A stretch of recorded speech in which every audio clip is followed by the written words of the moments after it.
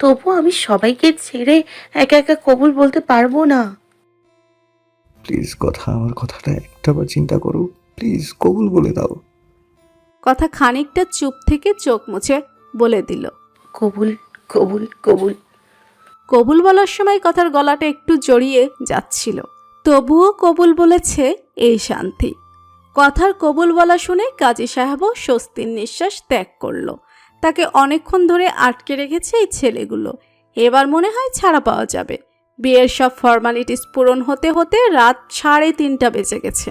তবে কথার জন্ম নিবন্ধনে বয়স বাড়িয়ে নেওয়ার কারণে বিয়েতে তেমন কোনো সমস্যা হয়নি। রাজীব আর বাকি বন্ধুদের বিদায় জানিয়ে কথাকে নিয়ে ইভান রেল স্টেশনে চলে এসেছে।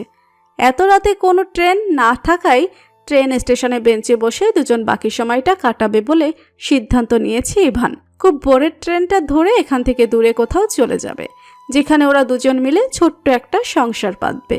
সে সংসারে ভালোবাসার কোনো অভাব থাকবে না, যেখানে ওদের চেনা জানা কেউ থাকবে না, কেউ ওদের আলাদা করতে পারবে না। যে সংসারে ওরা একে অপরের জন্য বাঁচবে, একে অপরকে ভালোবেসে বেঁচে থাকবে। রেল স্টেশনের বেঞ্চের উপর পাশাপাশি বসে আছে ইভান আর কথা। আমার না খুব ভয় করছে।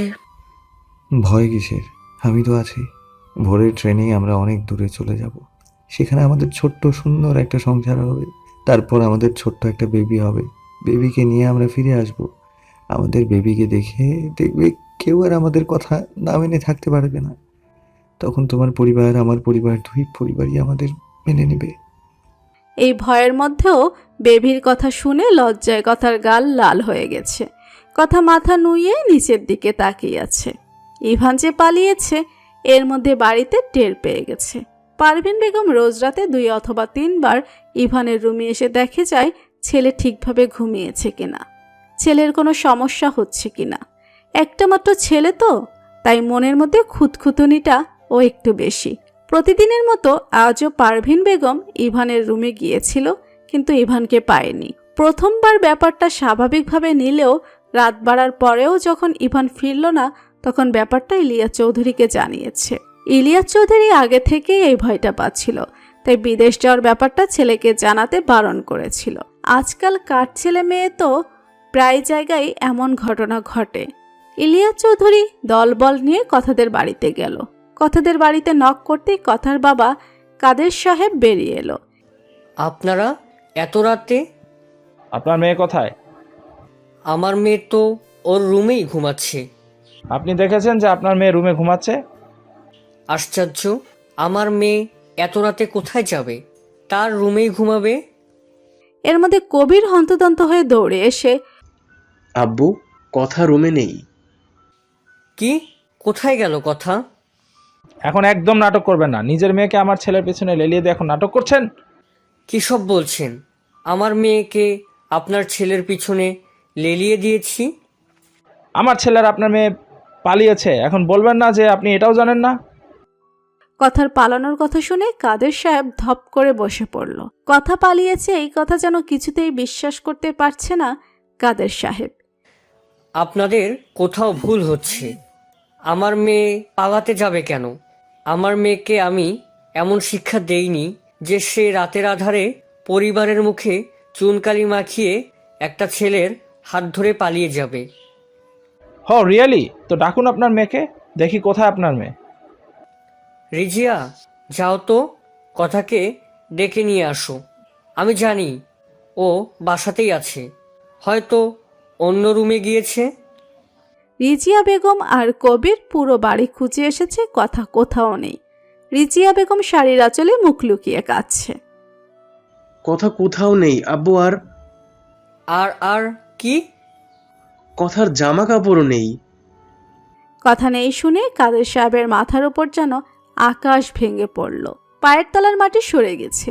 সে কখনো ভাবতেই পারেনি তার মেয়ে তার মুখে এভাবে চুনকালি মেখে পালিয়ে যাবে। 2 ছেলে মেয়েকে নিয়ে সবসময় সে অনেক গর্ব করত। আজ তার গর্ব ভেঙে দিয়ে মেয়ে একটা ছেলের হাত ধরে পালিয়ে গেছে। ভাবতেই পারছে না কাদের সাহেব। রিজিয়া, কী সব বলছে কবির? কথা নেই। তারপর একটু থেমে রিজিয়া বেগমের দিকে তাকিয়ে আবার বলল, তোমার মেয়ে তোমার নাকের ডগায় বসে এতদিন এইসব করেছে, আর তুমি কিছুই টের পাওনি? তুমি কেমন মা? কবিরের দিকে তাকিয়ে বলল, তোকে আমি সবসময় কথার খেয়াল রাখতে বলেছিলাম, বারবার বলে দিয়েছিলাম ওর বয়স কম, ও যেন কোনো খারাপ পথে পা না বাড়ায়, সেদিকে খেয়াল রাখতে। এতটুকু খেয়াল রাখতে পারিসনি বোনের? তোর বোন আজ আমার মুখে চুনকালি মেখে পালিয়েছে, খুশি হয়েছিস তো এবার? আপনাদের এসব ফ্যামিলি ড্রামা বন্ধ হলে এবার বলুন আমার ছেলে কোথায়? আপনি কেমন? হ্যাঁ, আপনার ছেলে কোথায় আমরা কিভাবে জানবো? আমার বোনও তো পালিয়েছে আপনার ছেলের সাথে। জানলে এতক্ষণে আমার বোনকে অবশ্যই নিয়ে আসতাম। কি ভেবেছিস তোদের মতো ছোট লোকদের কাজ বুঝি না আমি? আমার একমাত্র ছেলেকে ফাঁসিয়ে আমার সম্পত্তি হাতানোর চেষ্টা করছিস? আমি বেঁচে থাকতে তা কখনো হতে দেব না। ভালো বলে বল আমার ছেলে কোথায়? মুখ সামলে কথা বলবেন। আপনারা যেমন কিছু জানেন না, আমরাও তেমন কিছুই জানি না। আর যদি জানতাম তাহলে আপনার এই বদমাইশ ফাজিল ছেলের কাছ থেকে আমার বোনকে দূরেই রাখতাম। আমার বোন না, আপনার ওই বদমাইশ ছেলে আমার ভোলা ভালা বোনটাকে ফাঁসিয়েছে। কবিরের কথা শুনে ইলিয়াস চৌধুরী কবিরের দিকে তেড়ে গিয়ে বলল, কি? যত বড় মুখ নয় তত বড় কথা। ছোট লোকের বাচ্চা বলে কবিরের কলারটা চেপে ধরল। পেছন থেকে মিজান ইলিয়াস চৌধুরীকে টেনে এনে বলল, স্যার কি করছেন? সামনে ইলেকশন, যা করবেন ভেবেচিন্তে। এইসব জানাজানি হলে ইলেকশনের উপর চাপ বাড়বে। তাহলে তুমি কি বলতে চাইছো মিজান? আমি ছোট লোকগুলোকে ছেড়ে দেব আর ওদের মেয়েকে মেনে নেব? না স্যার, তা কখন বললাম? আমাদের আগে ইভান আর ওই মেয়েটাকে ধরতে হবে। ওরা পালিয়েছে যখন অবশ্যই স্টেশনের দিকে যাবে। দূরে কোথাও যাওয়ার জন্য চলুন আমরা দুই দলে ভাগ হয়ে কিছু লোক বাস স্ট্যান্ডে যাই আর কিছু ট্রেন স্টেশনে। সকলের আগে কোনো বাস বা ট্রেন নেই, আর এই এলাকা ছেড়ে যেতে হলে ওদের তো স্টেশনে ওদের যেতেই হবে। তুমি ঠিক বলেছো মিজান। তারপর কবিরের দিকে তাকিয়ে বলল, ওদের আমি পরে দেখে নেব বলেই চলে গেল। কবিরও কথাকে খোঁজার উদ্দেশ্যে ওনাদের সাথে বেরিয়ে গেল। ইভানার কথা একটু ঘুমের মতো পড়েছিল। হঠাৎ আশেপাশে বেশ কিছু পায়ের শব্দ পেয়ে চোখ মেলে তাকিয়েই দেখে ওদের চারদিক থেকে অনেক মানুষ ঘিরে রয়েছে। সে মানুষগুলোর মধ্যে ইলিয়াস চৌধুরী, মিজান আর কবিরও রয়েছে। ওদের আর বুঝতে বাকি রইল না ওরা ধরা পড়ে গেছে। ইলিয়াস চৌধুরীকে দেখেই ইভান আর কথা ঘাবড়ে গেল। ইলিয়াস চৌধুরী এগিয়ে এসে ইভানের গালে সজোরে একটা থাপ্পড় বসিয়ে দিল। এই প্রথম তিনি ইভানের গায়ে হাত তুলেছে। এর আগে বকেছে অনেকবার, কিন্তু গায়ে কখনো হাত তোলেনি। একটা মাত্র ছেলে তার। বাবার প্রথম থাপ্পড়ে প্রথমে ইভানের খারাপ লাগলেও নিজেকে সামলে নিল। বাবা, তুমি এখানে? আশা করনি বুঝি? এমন একটা কাজ করার আগে আমার মান সম্মানের কথা একটা বড় ভাবলে না তুমি? যাই হোক, যা করা করেছো, এখন বাড়িতে চলো। এ বিষয়ে আমি কোনো কথা বলতে চাই না। আমি আমার বউকে ছেড়ে কোথাও যাব না। আর আমাকে যদি যেতেই হয় ওকে নিয়েই যাব। বউ মানে? তুমি বউ কথার আর মানে বোঝো? আমি কথাকে বিয়ে করে নিয়েছি, তো হলো তো কথা আমার বউ। এখন আর চাইলেও কেউ আমার থেকে কথাকে আলাদা করতে পারবে না। ইভান কথাকে বিয়ে করেছে শুনে ইলিয়াস চৌধুরীর রক্ত টকবক করে ফুটছে। কিন্তু এই পাবলিক প্লেসে তিনি কোনো ঝামেলা চাইছে না, তাহলে বিষয়টা তার ইলেকশনে প্রভাব ফেলবে। তাই তিনি তার কথা বাড়ালেন না। মিজান, ওকে নিয়ে চলো, বাড়ি গিয়ে এ ব্যাপারে কথা বলছি। এটা পাবলিক প্লেস, একটু পরে এখানে মানুষের আনাগোনা শুরু হবে। আপনারা সবাই আমাকে চেনে। ইলিয়াস চৌধুরীর নির্দেশ পেয়ে আরও কয়েকজনকে নিয়ে ইভানকে ধরে বেঁধে নিয়ে গেল। না, আমি কোথাও যাব না। কথাকে রেখে আমি কোথাও যাব না। ইভান যতই চিৎকার করুক না কেন, ওর একটা কথাও ইলিয়াস চৌধুরীর কানে যাচ্ছে না। সে তার ছেলেকে নিয়ে এক বিন্দুও ভাবছে না। সে আপাতত তার সম্মান আর ইলেকশন নিয়ে ভাবছে। সে বেঁচে থাকতে মধ্যবিত্ত পরিবারের মেয়ে কথাকে কোনো দিনই নিজের ছেলের বউ হিসেবে মানবে না। এক পর্যায়ে ধস্তাধস্তি করে হলেও ইলিয়াস চৌধুরী ইভানকে নিয়ে চলেই গেল। আর এই সব কিছু নীরব দর্শকের মতো দাঁড়িয়ে দাঁড়িয়ে দেখছে কথা।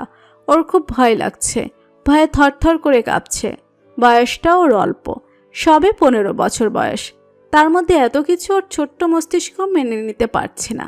পালানোর সময় অনেক ভেবেছে, কিন্তু এভাবে যে ধরা পড়ে যাবে এই কথা একটা বারের জন্য ভাবেনি। কিন্তু এই হাজারো ভয়ের মধ্যে একটা বড় ভয় ওকে ঘিরে ধরেছে। সেটা হলো ইভানকে হারিয়ে ফেলার ভয়।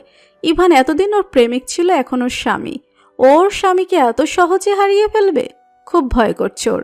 সদ্য বিয়ে হওয়া কথা তার স্বামীকে এভাবে হারিয়ে ফেললো। সবাই চলে যাওয়ার পর কবির কথার কাছে যেতেই কথা কবিরকে জড়িয়ে ধরে হাউ মাউ করে কেঁদে উঠল। কবিরের এতক্ষণ কথার উপর ভীষণ রাগ ছিল, কিন্তু কথাকে এভাবে কাঁদতে দেখে সেই রাগটা নিমেষেই উদাও হয়ে গেল।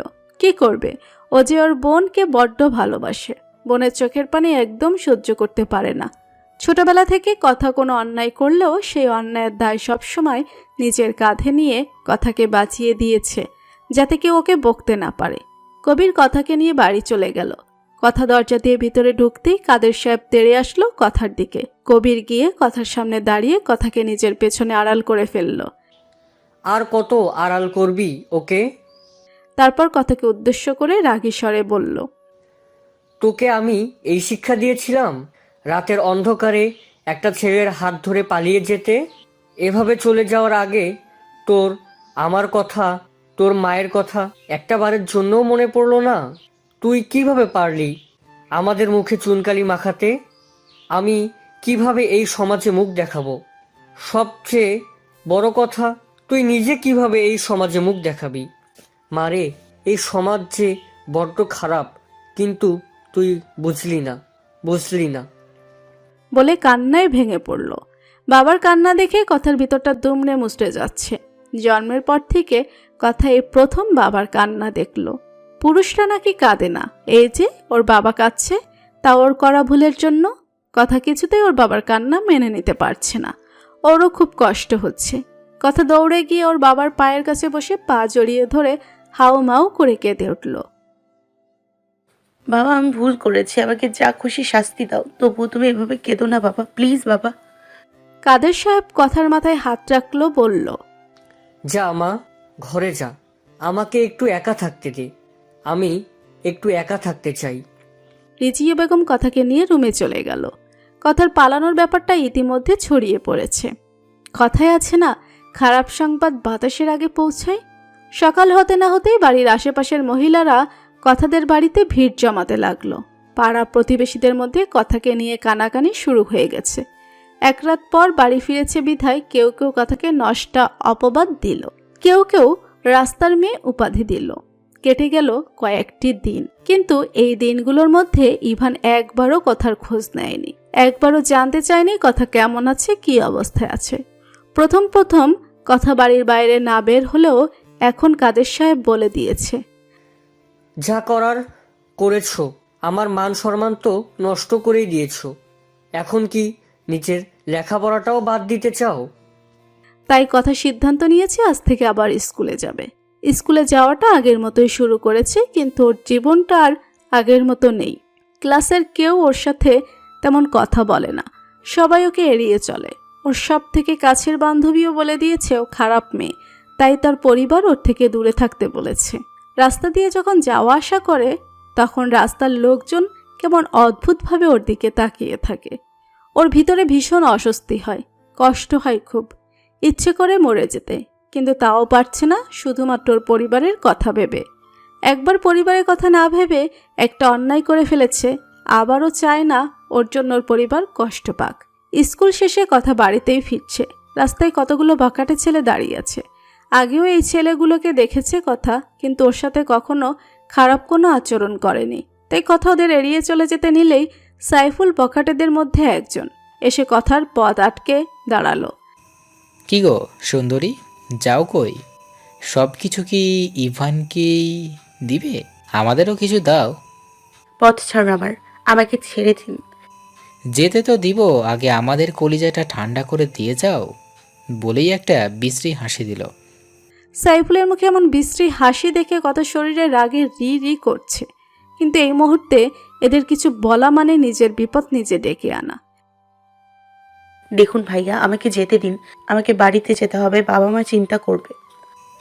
কেউ চিন্তা করবে না, আমাদের সাথে চলো, আমরা ইভানের থেকেও তোমাকে আদর দিব।